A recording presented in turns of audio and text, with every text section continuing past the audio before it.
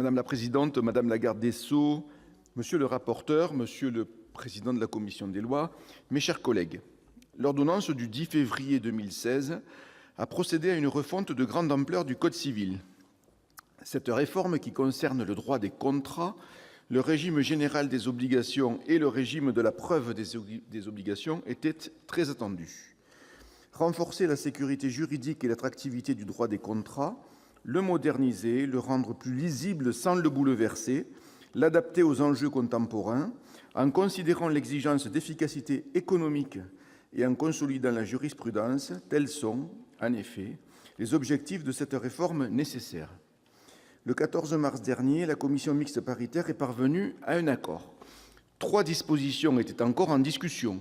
La première sur la caducité de l'offre de contrat en cas de décès de son destinataire, la deuxième sur les clauses pouvant être contestées en raison d'un caractère prétendument abusif dans les contrats d'adhésion, et la troisième, enfin, sur la révision judiciaire du contrat, à la demande d'une seule des parties en cas de changement de circonstances imprévisibles. La commission mixte paritaire a retenu la position du Sénat sur les 2 premiers points et celle de l'Assemblée nationale sur le troisième. Je souhaite remercier ici, à cette tribune, le rapporteur de ce texte très technique, d'une grande portée juridique, notre collègue François Pillet, qui a effectué sur ce texte un travail titanesque et remarquable. Madame la ministre, mes chers collègues, Jean-Étienne Marie Portalis, père du Code civil, dont la statue domine cet hémicycle, disait « Les lois ne sont pas de purs actes de puissance, ce sont des actes de sagesse, de justice et de raison. Le législateur exerce moins une autorité qu'un sacerdoce.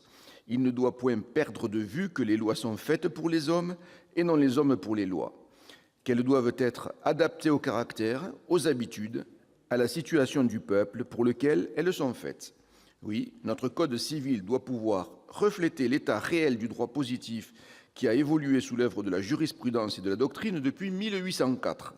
Notre groupe votera donc en faveur de la ratification de l'ordonnance du 10 février 2016 portant réforme du droit des contrats, du régime général et de la preuve des obligations. Merci, cher collègue. Toujours pour le groupe Les Indépendants, la parole va être donnée à Monsieur Joël Guerriau pour 3 minutes.